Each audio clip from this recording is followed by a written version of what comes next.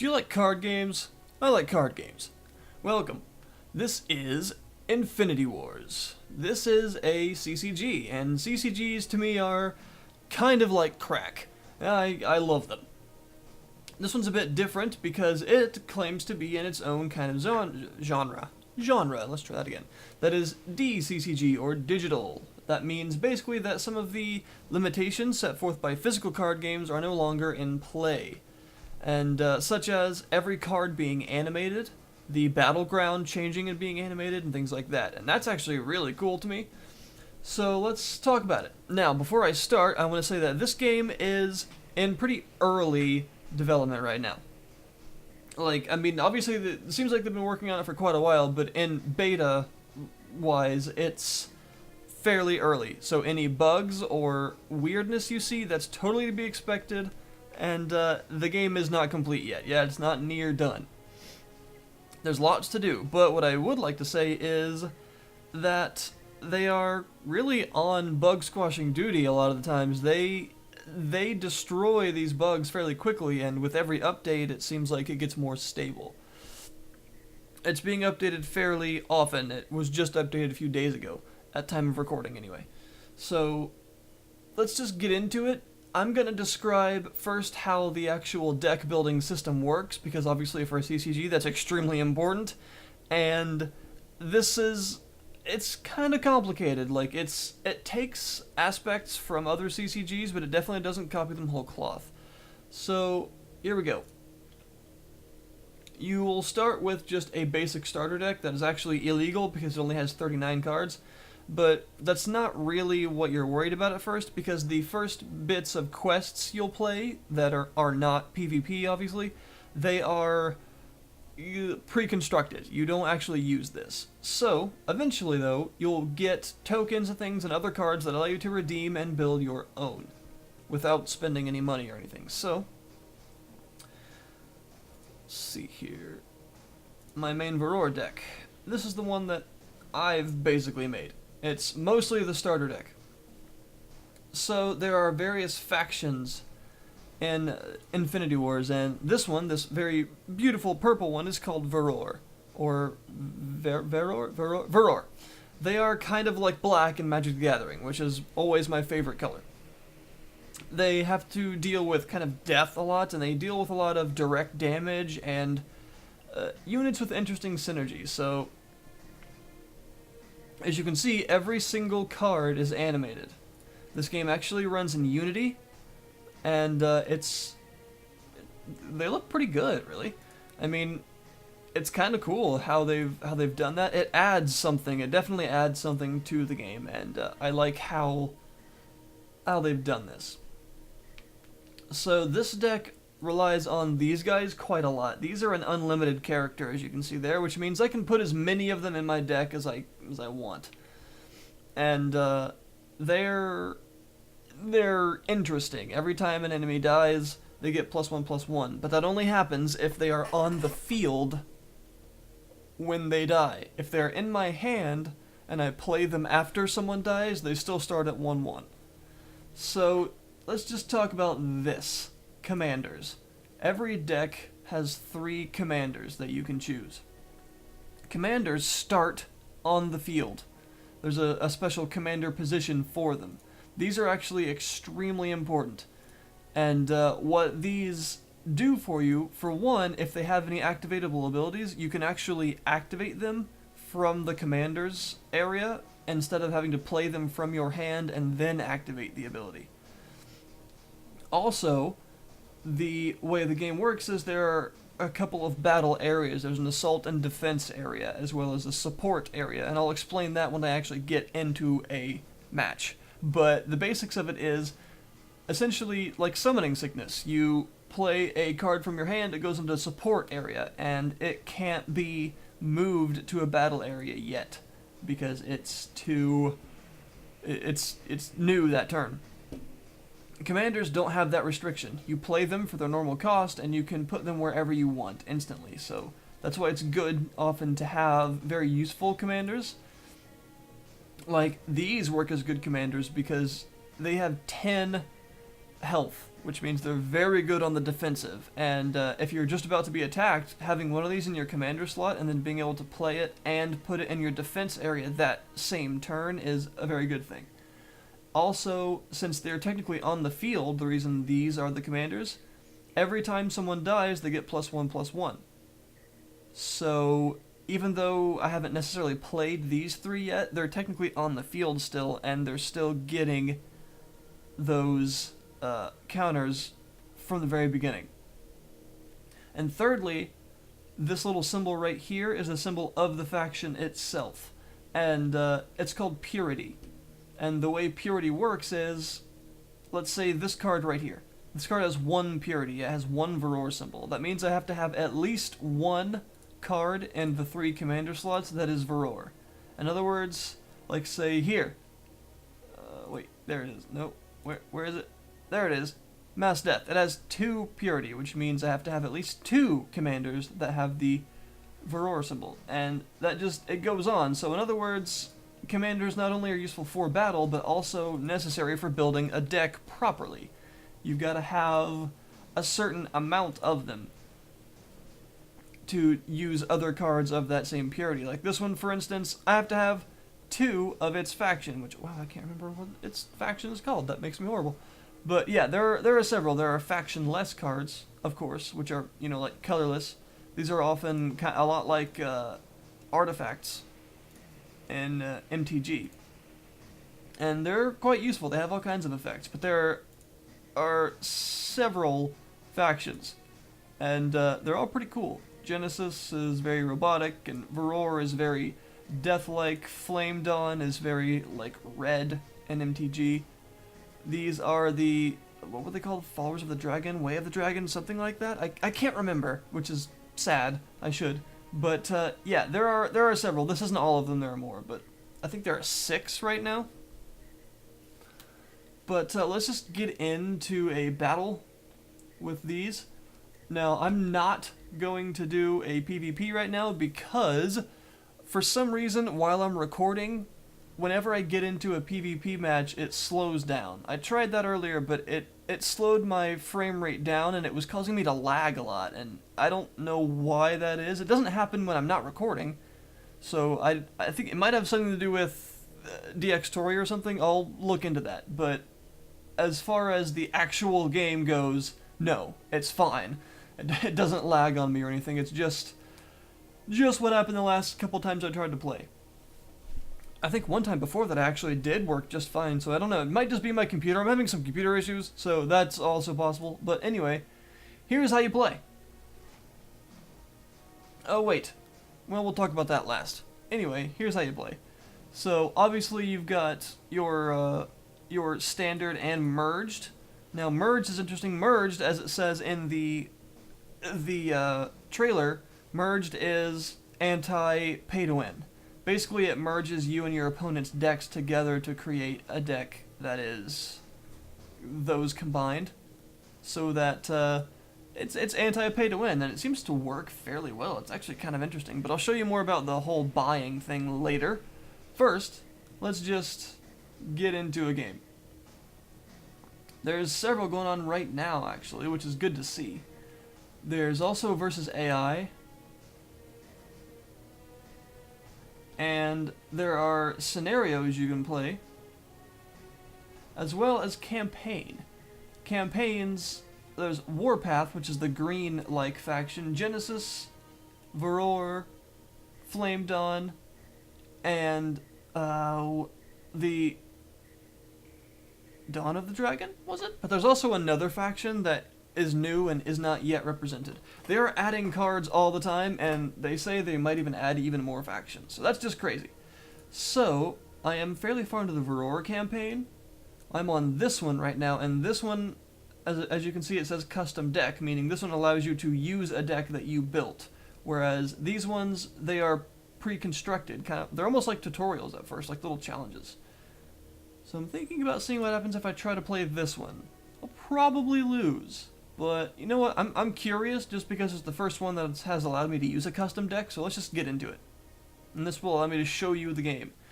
Alright, the sleepers awaken every night with increasing ferocity. Training commanders like yourself are tested here in order to keep their numbers low and to cull the weak from our homeland. Veroria does not require weaklings. Prove yourself to us or die trying. Alright. So, this is the other faction here. They're like undead robots. Endless hordes. Ah, so every time they're in the graveyard. Alright.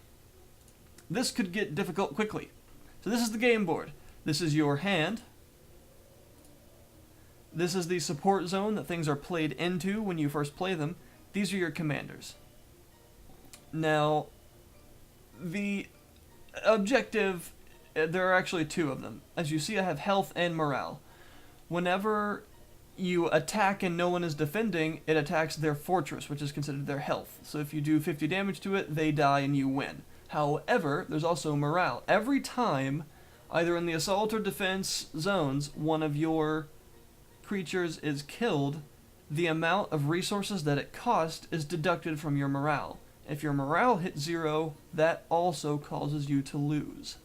If you have no cards left and attempt to draw, you will lose 10 morale.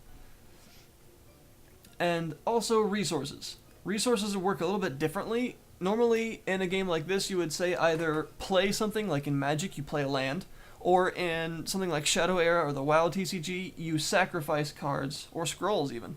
You sacrifice cards for resources. In this case, you can't do either of those, unless there's a special card that says you can, which there are some. Resources are gained 1 per turn. So right now we only have 1, and I can't really do anything, so I'm just going to end my turn. Alright. Well, I do have a Lightning Blast, which does deal 2 damage. Are these technically artificial? They're undead, so... But, although it would kill it, it does say it gets +1/+1 for every 2 that are in the graveyard. So, since it's only every 2, maybe if I kill one right now, wouldn't be the worst idea, but I'm not going to do that because I don't know how this is going to play out, so I'm just going to keep building up resources until I can put some people down. Alright. I can put down a battlefield scavenger, which is pretty cool. They allow me to draw a card. Or I could put down one of these, which I think I'll do.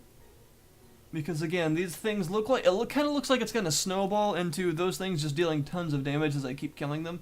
So I'm going to have to be careful with that. So that's all I can really do this turn. It starts off a little slow in this case, but we'll see what happens. Alright, so on turn 4, I do have Heat Wave, which is useful. I also have this, which I definitely like to play, because I can pay 3 resources and exhaust it, which is basically like tapping it, which means I can't also use it to attack or anything. And deal 4 damage directly to the fortress, which of course will go behind any of those guys, causing them to get more powerful. So yes, I would like to play that, thank you, although I can't use it yet.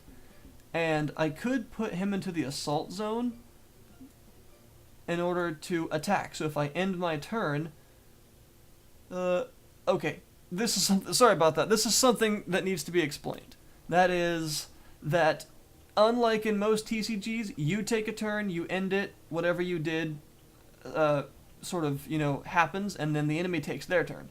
In this game, you take your turn simultaneously, technically. You can't really tell, but if this was a multiplayer match, they would be doing the same thing that I am at the same time. And then, as you can see, this frame here turning green means they've ended their turn. And in a multiplayer match, that'd be important. And this, their name, being green, is initiative. And essentially what happens is the initiative trades off every turn, and the person with initiative, their actions resolve first. Also, spells and abilities that you use during your turn are played out in the order that you use them. So this whole simultaneous resolution thing makes it extremely important what order you play your abilities in. So I don't think I really want to do that yet. I could do that really quick just to see what happens, but he does have initiative, which means that if he does play one of these, he could technically put it into the defensive zone and it would kill that. Which I don't really want to happen. But since it's only 1 damage, maybe he won't necessarily do that yet. We'll see. We'll see what happens. Alright, he's going to play another Endless Horde.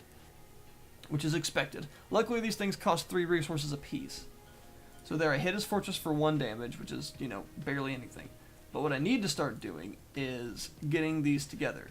Now, I would like to play some more, but this turn, I'm just going to attack his fortress. And, oof. I will kill that. I will kill that one. Just because they're kind of expensive for him to create. So I'll kill that one for now. So I'll end my turn. And it shows me what he did, which is play another one. And he put it in the assault zone. However, it's not going to get to attack because my mortar cannon went off and I struck that because I had initiative. So, boom, it's dead. Now, obviously, he couldn't have put that one into the zone because it has what is essentially summoning sickness. So there you go. Now, the problem is, if I kill another one, they're all going to get +1/+1. But I don't know if they work kind of like my Death Worshippers, and that if they're in his hand, they don't technically get that. But I think they probably will, since it relies on what's in your graveyard currently. So I'm thinking they will actually do that, which is unfortunate. So I'm going to just play more. Play one of those and activate that. It seems like I want to activate that every turn I can because it doesn't have to go through any of his creatures to damage him. So I need to chip away at him with it. Alright. Uh-oh. Those are going to kill each other. Boom. And now they're all 3/3. Great! Alright. Luckily I do have something. I do have these guys, which actually get more powerful quicker, because they get +1 for every one of them that dies. Well, they get +1 for every 2 of them that are killed. So that's interesting. So I guess I could technically outstrip them with these guys. That's actually interesting. I might, but I only have a certain amount of these. Okay. Alright, play you, kill you, and activate you. And move you there. Go! So you're kind of getting this. Surely you're basically seeing the gist of what happens. Oh god. Now's when things really start to go a little faster. I want to be careful because I really want to get these guys more powerful. But at the same time, I don't want to make them extremely strong. And of course, that lightning strike isn't going to kill him now because he's 3/3. So that sucks. Oh, okay. Mass death. This is interesting. What mass death does is it kills everyone that is in these 4 zones. So even my guys. Huh. Problem is that would make, if there's several of them stacked up, that would make these guys very strong, but it would also make these guys stronger. However, these guys would get more powerful. Because like I said before, they get +1 for every 2, whereas these get 1 for every single one. Interesting. I don't really like it. I really don't like it. I could move him up there, but I'm not sure if I should, because really he could just keep killing them. Right now, I think I have an idea. Oh, I didn't expect him to do that though. And he used Winds of War, great. Well, that's going to kill everything. Oh, and it also killed the people in the support zone because that was battlefield. The battlefield is the support zone and all of these, which is unfortunate. But combat zone is only these 4. So that's important to distinguish. Well, that kind of sucks, but that does make these guys quite a bit stronger. So he's at a disadvantage right now. I guess I never thought of that, but technically, since these guys are worth 3, every time they die, he does lose 3 morale. So he can only sacrifice a certain number of them before it gets kind of unbearable to do so.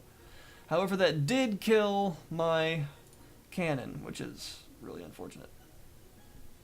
We're going to play one of these because they're so powerful. Because like I said, they're in the command zone, so they're getting all these bonuses, whereas the guys in my hand are not. And we're going to... I don't know. We're going to try that. And...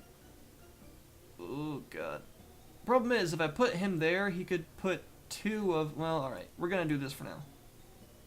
have initiative. Alright. Let's see what happens. This could actually prove to be quite difficult. Yep, just as I thought, since they're reliant on what's in the graveyard, they start, no matter what, with the bonuses. That's not good. That is hitting for a lot of damage, though. Worst comes to worst, I could pull him back and then use Mass Death. But the problem with Mass Death is, any characters you control that started the turn on the battlefield cannot be moved this turn. So I technically have to do that one turn in advance unless I want to sacrifice him as well. Alright, if I put him in the defensive zone, which is what the, if he is on the zone, he lets me draw a card. But if I put him there, they're just going to kill him very quickly. Which is not what I want. Not at all. However, there is a golem. And here's something important to distinguish, which I'll talk about in just a minute on the next turn when I do it. Alright, probably going to put those two over here, I'm guessing. Oh, one on each. Alright. Interesting choice. Owl. And you're dead. Alright. Ooh, another one. Nice. Okay.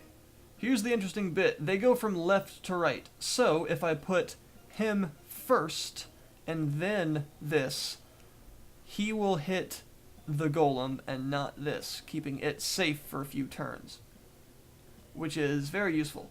So what I'd like to do is keep bashing this down for a while also basically trying to take as little damage as I can to give myself some leeway. So they're going to get quite difficult to kill very soon. I already don't really have much that can kill them, so yeah. Definitely needing that card draw. I might as well go ahead and play this guy just to get him out there for the bonuses to start taking effect on him. And we'll see what happens. He's going to just play like a billion of those, which is, they are called Endless Horde after all. And they are getting very strong indeed. Very scary strong. Yeah, he's going to start just milling them out. And that's a problem. Alright. Well, I am going to kill that one, which is nice, but... And it's dead. Well, at least I got to draw a card from that at least once. What I technically could do is Mass Death right now. Because those guys are dealing a lot of damage. And if I do Mass Death, there's one turn where I could play those guys and put them in the assault zone, and he shouldn't be able to retaliate yet. And that's 16 damage, which is significant. So, I think I'm going to do that. I'm going to go ahead and play this golem. And by the way, 10 resources is the max you can have. So, after the 10th turn, you stop gaining a resource each turn. So I'm going to do that, but I'm not going to put anything on the field yet, because Mass Death. Let's do it. You have characters that start this turn. Yes, I know, but he's going to die anyway, so what the heck. And we'll go ahead and do that. Because they need the bonuses. And end. Hopefully he just plays them all. He has initiative, yeah, which means he's going to play like a bunch of them. That's fine. I have Mass Death. Kaboom! Alright, that makes them very strong. But these guys are 14-14 now, and if they both get a hit, he's dead. So what I'm going to do is overwhelm him with numbers, which seems interesting to do because that's what he's trying to do, but I think I could do it better because my numbers are bigger. So we're going to play both of my commanders, and we're going to, since they don't have summoning sickness, put them in the assault zone. Strongest ones first. I'm going to go ahead and put these guys in the defensive, and I'm going to put these over here. I'm going to leave these two here just in case some BS happens. Now, I do have this guy. He's pretty cool. He allows me to heal my fortress. So I'm going to go ahead and play him. Wait. There's also this. This is interesting. You don't lose morale when he dies, and he's 3/4. So I'm going to play him. And hopefully this is the end. Oh yeah, and one more thing. Trading Post. This is an interesting feature. This is available in most games, even like PvP. Trading Post allows you to pay resources for an effect. This is odd. So if I pay 3 resources, I can choose one of the cards in my hand to put back, and then I can draw a different card. Well, hopefully a different card. I can pay 5 resources to draw a card, basically just draw an extra card. And I can pay 9 to give myself an extra, which basically allows you to get to 10 before your opponent. So this is interesting, and these will act like you'll see what your opponent does. They look like cards, and it will say like trading post, and it'll have like a card that's like a trading post card. And so you know if your opponent does use one of these. But yeah, you and your opponent have access to this in PvP matches and things like that. So that's interesting. They're going to add more functionality to it later on. That's interesting to me, because that allows you to use your resources for something that isn't normal cards. And also that seems like a good equalizer for the decks, because they're not reliant on your deck necessarily. So that's a very interesting feature. But for now, we're just going to end the turn and hope that this is enough force to just destroy them. Alright. Boom. Oh, that's nice. Yeah, and you're dead, son. And he's gonna hit my golem. But it doesn't matter, because kaboom, his fortress is kablooied. Awesome. Victory! Oh. Nice. That, my friends, is how a match works.